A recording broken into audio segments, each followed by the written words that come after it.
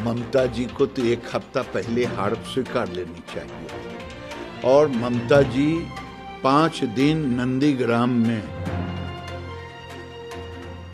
वहीं लगा दी।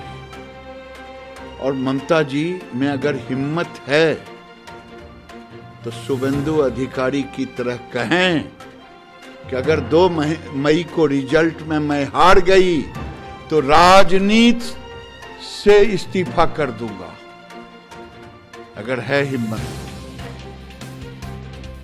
अब उनके अंदर में विपक्ष का नेता कौन बनेगा, इसके लिए माथापच्ची हो रहा है। अब चुनाव, बंगाल की जनता परिवर्तन की हवा चल,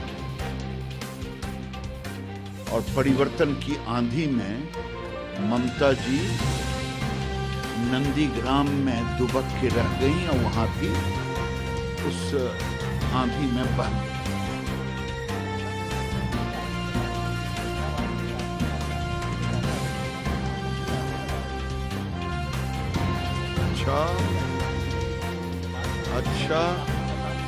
अच्छा, मेरा तो तालमेल केवल वोटर से। हम कभी कलमा नहीं पढ़े और कभी चंडी जाप नहीं किए, क्योंकि मैं तो सबका साथ सबका विकास पर भरोसा रखता। न कभी दुर्गा की मूर्तियों के विसर्जन में लाठी चलवाया जहां सरकार है, और न कभी तजिया पर लाठी चलवाया।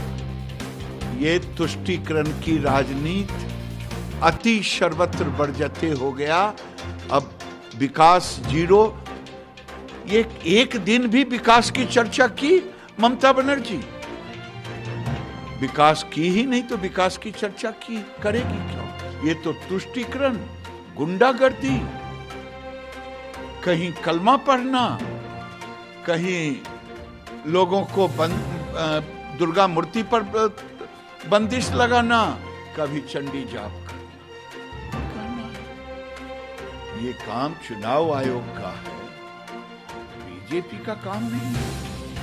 चुनाव आयोग ने उसकी समीक्षा करेगा, उसका उद्भेदन करेगा।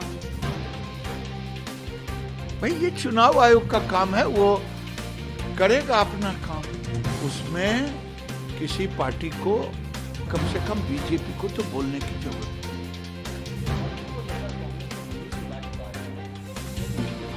क्या होता है ज्वाइंट पार्लियामेंट्री कमेटी?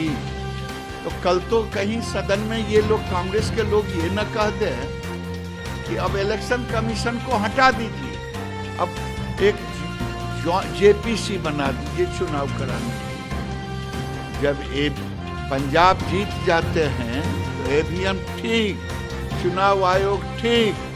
जब आसाम और बंगाल चुनाव में और हर जगह हारने लगते हैं तो जेपीसी याद आता है।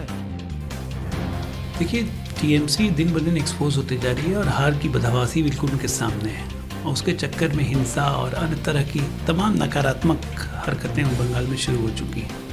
तो चुनाव आयोग को गंभीरता से देखना चाहिए इसमें। हमारा ध्यान विकास की ओर है। विपक्ष ने खुद को एक वंश क्लब में तब्दील कर लिया है। वे सभी चाहते हैं कि अपने बच्चों और पोतों की स्थिति सुरक्षित रखें। वे अपने बेटों और बेटी के बारे में परेशान रहते हैं। तो इसमें क्या शक है?